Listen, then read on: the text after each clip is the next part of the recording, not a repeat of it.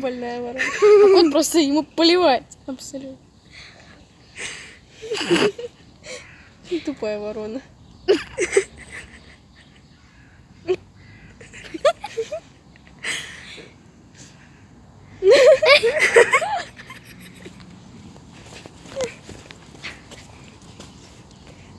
Ну что, Ну такая пошла, ну ладно, до свидания.